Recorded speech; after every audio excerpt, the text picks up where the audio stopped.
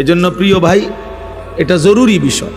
নওজোয়ান ভাই, বয়স্ক বাবা, প্রত্যেকেই কমপক্ষে নিজেকে ভুলে যাওয়া, এর চাইতে বড় দুর্ভাগ্য আর কিছু হইতে পারে।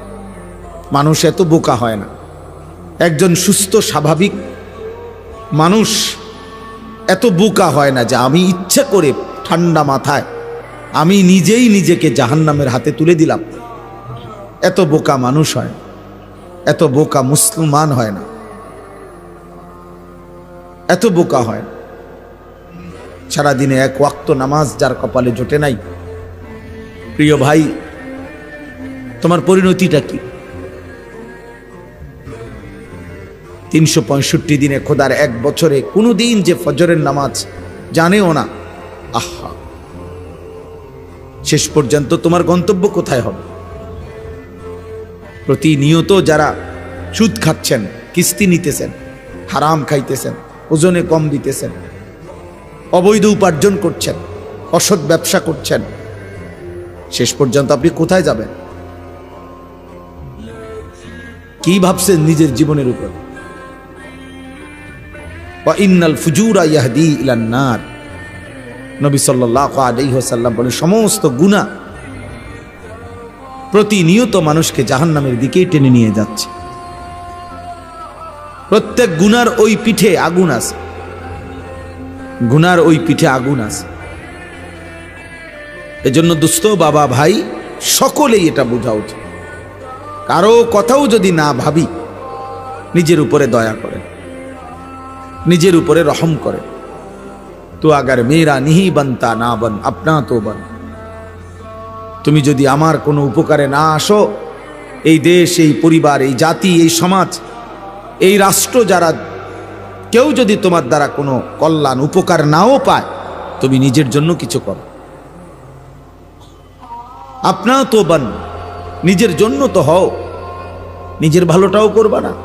মানুষ এত বোকা হয়। একজন নওজোয়ান ভাই বলো, দোস্ত আমার, এটা কিভাবে সম্ভব যে সারাদিনে একজন মুসলমান একটা সেজদাও দিল না? মুসলমান কিভাবে সম্ভব? তোমার কি কোনো আল্লাহ নাই? তোমার কোনো নবী নাই? তোমার কোনো বাবা মা নাই? তোমার কোনো ধর্মের পরিচয় নাই? তোমার কোনো সৃষ্টিকর্তা নাই? তিনি কিছুই বলবেন না? আল্লাহ তাআলা বলেন, আয়াহসাবুনা আন্নামা নুমিদ্দুহুম বিহি মিন মালিন ওয়া বানিন নুসারিউ লাহুম ফিল খায়রাত বাল লা ইয়াশউরুন। কিছু মানুষকে আমি আল্লাহ তাআলা দুনিয়ায় কিছু সম্পদ এবং সন্তান সন্ততি, ভাত মাছ চাল ডাল, স্ত্রী সন্তান, টাকা পয়সা, বাড়ি দালান, এগুলা কিছু দিচ্ছি বলে ও ভাবতেছে, নাফরমান মনে করতেছে আমি আল্লাহ তার উপরে খুব কল্যাণ করতেছি, আমি তার উপরে সন্তুষ্ট, খুশি, এই জন্য তারে এই পরিমাণ দুনিয়া দিলাম। আল্লাহ বলে, বাল লা ইয়াশউরুন, না বান্দা, আসলে তারা বোঝে নাই যে দুনিয়া দিলে আমার সন্তুষ্টি বুঝায় না।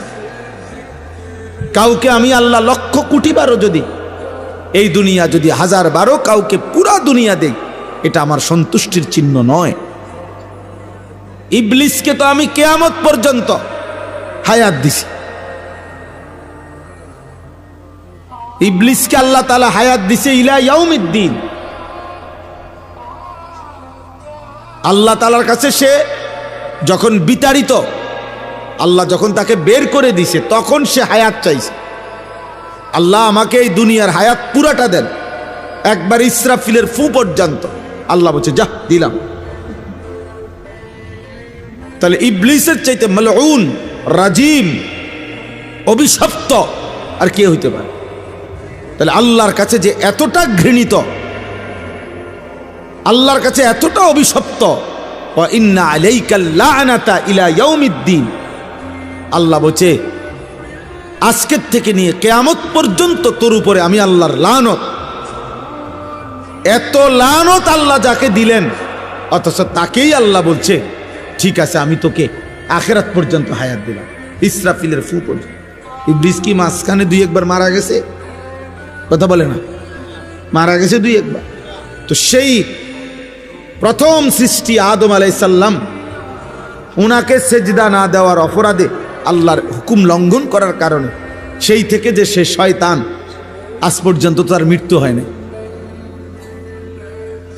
তাহলে কোন নেককার লোক এতদিন বাঁচছে? তো তাইলে দুনিয়া তো আল্লাহ তাকে দিছে,